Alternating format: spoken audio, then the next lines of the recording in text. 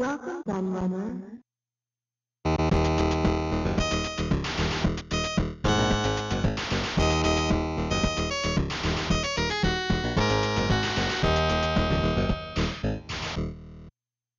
The glory days of the video game arcade might be a long way behind us, sadly, but they certainly haven't been forgotten, and in this video I'm going to take you back over 40 years to those heady days that played such an important part in our youth.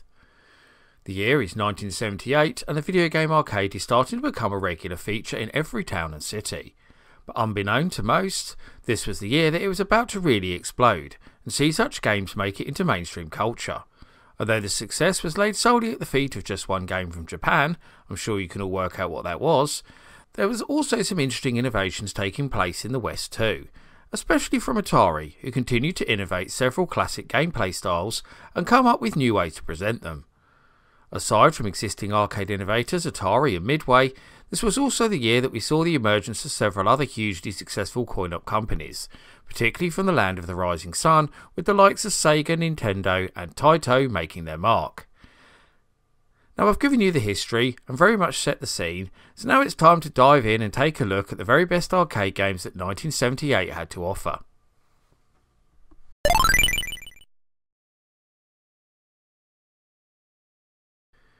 Bowling games seem to be a real staple of the early arcades, and it seems that almost every coin-op manufacturer had a go at the concept. This one was brought to us by the now long forgotten Meadows Games, and was released in both stand-up and cocktail table variations.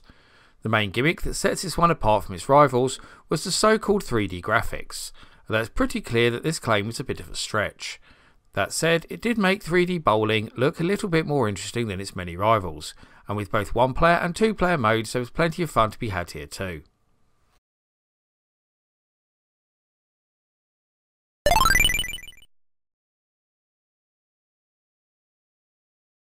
The first interesting thing to note about Atari's Boxer is that it never got a full release. It tested quite badly after the first machines were put out, so Atari never built any more. The reason for this was the complicated controls that you had to hold and swing to simulate real punching. Not only did they not work very well, but they also kept breaking. At almost the same time the arcade game was developed, an Atari 2600 port was also in the works by one Bob Whitehead, but was never released. And when he left to form Activision with several of his colleagues, he took the game with him and finished it off as Boxing.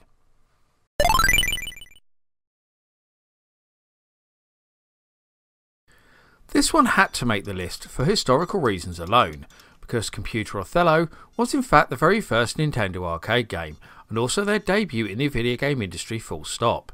To say this is a simple implementation of the classic board game that's also known as Reversi is a bit of an understatement.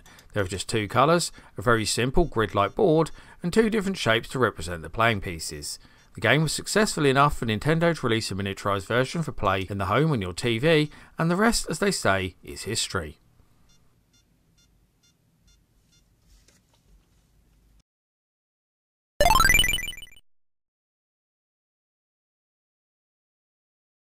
The follow-up to Tank, which was famously converted to the Atari 2600 and enhanced with new features as pack-in-game combat, Ultra Tank is basically the same game with a few new features.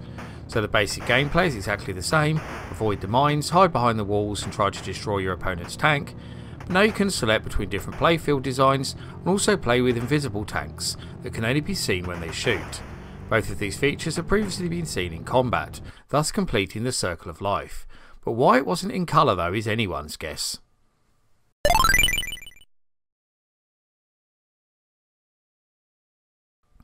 Okay, so we already had one bowling game and here is another.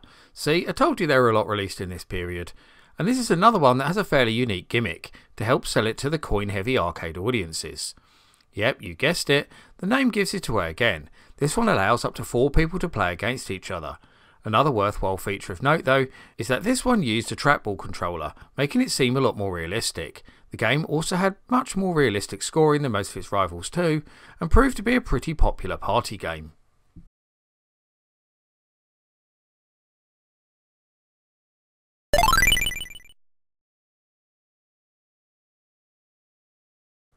Like many of these early Atari arcade games, Skydiver is probably best known for its improved conversion to the company's 2600 VCS home console. It's a strictly two-player game where you must dispatch the titular Skydiver from a plane circling above, open his parachute, and then try to correctly navigate into the landing pad below. As well as being awarded points for landing in the correct place, you can also earn bonus score from the length of your freefall before you bottle it and open up the parachute.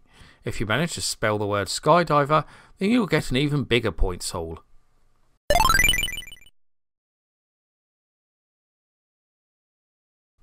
Another genre that proved to be very popular in the early days of the video arcade was cowboy games.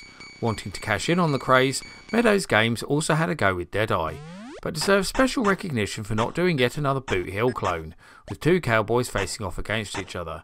Instead, this one is a single player arcade game where you move your cowboy back and forth across the screen trying to shoot the targets. There are two types of targets to hit here: birds that fly along the top, and a coin that you throw up in the air and then try to keep there for as long as possible.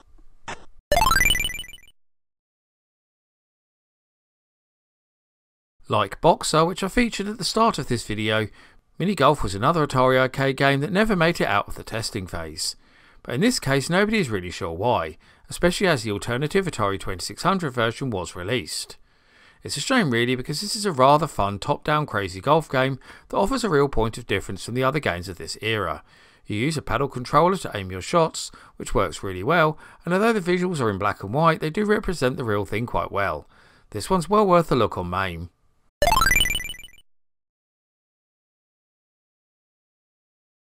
Midway's Extra Inning was actually a slight revision of their own double play baseball from the year before.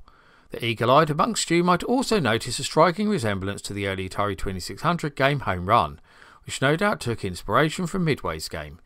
Like Atari's game, this is a highly simplified recreation of America's favourite pastime that is played on a single screen and features black and white graphics. Despite this simplicity though, Extra Inning is actually a lot of fun to play, and the game is really brought to life by the excellent pre-recorded sound effects.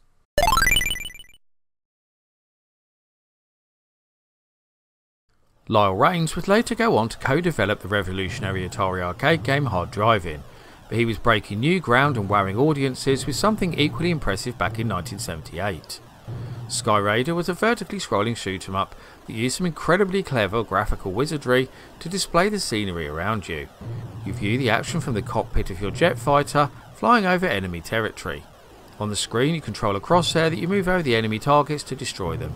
It would be very hard to find a more technically astute game from this era.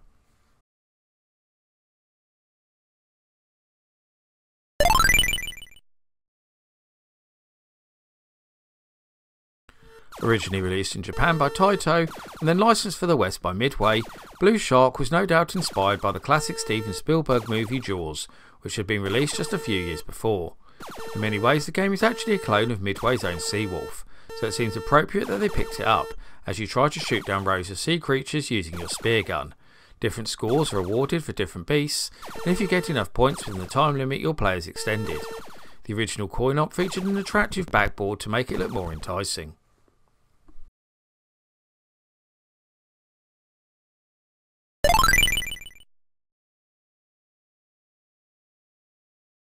I would imagine that very few of the people out there watching this have heard of this game, but I would bet that many of you have heard of the game that evolved from the home version.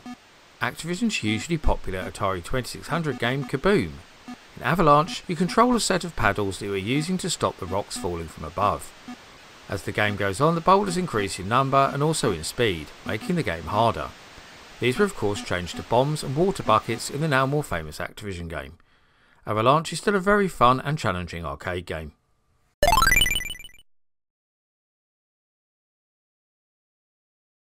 Atari's Fire Truck is an incredibly interesting arcade game for a number of reasons.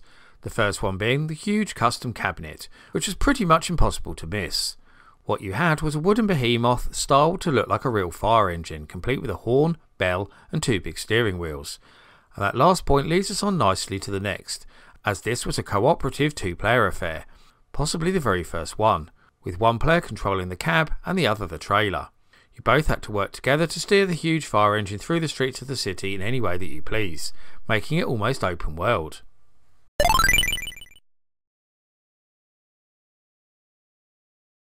GB was the first of three similar games designed and developed by Toru Iwatani, the famous creator of Pac-Man, and the first internally developed Namco Coinop.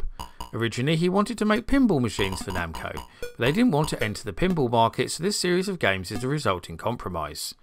The game itself is an interesting mix of both pinball and the bat and ball genre that had previously been made popular by Atari's Breakout. As well as your standard bumpers and flippers, there are also bricks around the edge of the screen that can be destroyed too.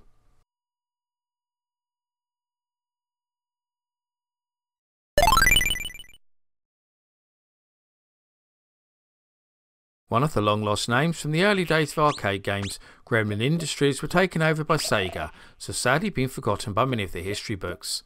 Frogs is definitely one worth remembering though, and another game that soon made its way onto the many home systems of the time, albeit in a wide variety of different names.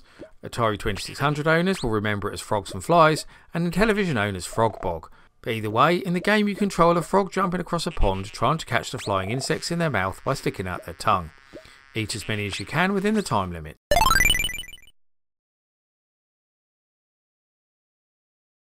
For those that don't know, Sprint 1 continued on from Atari's Grand Track 10 and Grand Track 20 arcade games, which were the first ever top-down races, and represents the first game in the famous Sprint franchise, which also included the hugely popular Super Sprint and Badlands. What will surprise a lot of people about Sprint is that unlike later games in the series, you don't actually have to outrace the other cars. You're simply trying to score enough points before the time runs out to activate an extend mode. I guess this really exposes the constraints of early programming and AI in video games.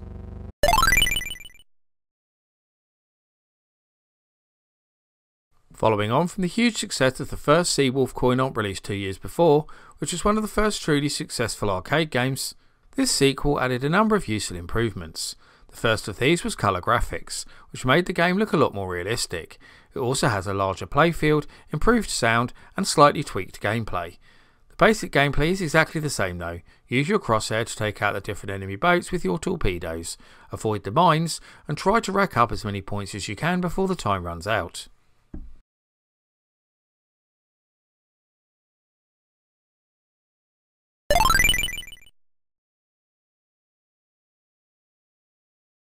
It's a crying shame that this game isn't better known and has been long forgotten by the vast majority of gamers, because it was pretty revolutionary for the time.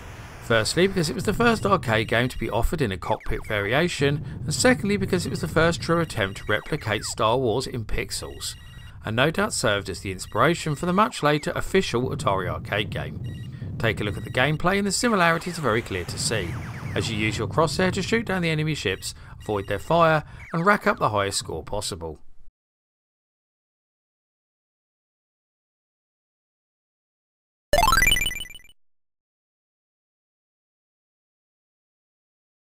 The original Breakout was a huge hit for Atari, so it was only natural that they would seek to improve the game and release a sequel. Super Breakout features the same addictive bat and ball action, but adds a few more elements that advance the gameplay. The first of these is multiple walls, something that has become a standard of these games. This allows you to break through one and smash your ball around the cavity between for a huge points haul. Another new element is the extra balls. These are trapped in little caverns and can be released by smashing through the bricks around them.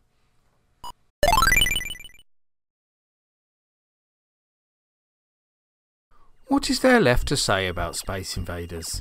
One quick look at a list of arcade games released in 1978 and there was no question which one would be top. Space Invaders changed the world, it's that simple. It was everywhere and it was the first game to really break through from the geeky world of video games into mainstream popular culture. There was something about Space Invaders that was just hypnotic. The sounds, the graphics and the compulsive gameplay. It was easy to learn yet hard to master and strongly inspired the high score wars that would dominate arcades for years to come. And that rounds up my look at the greatest arcade games of 1978. Are there any others you can think of that should have made the list? Or do you disagree with any of the entries that I did include? I'd love to hear your thoughts in the comments. Before I go though, I must thank all of my loyal patrons to continue to support my channel and make videos like this possible.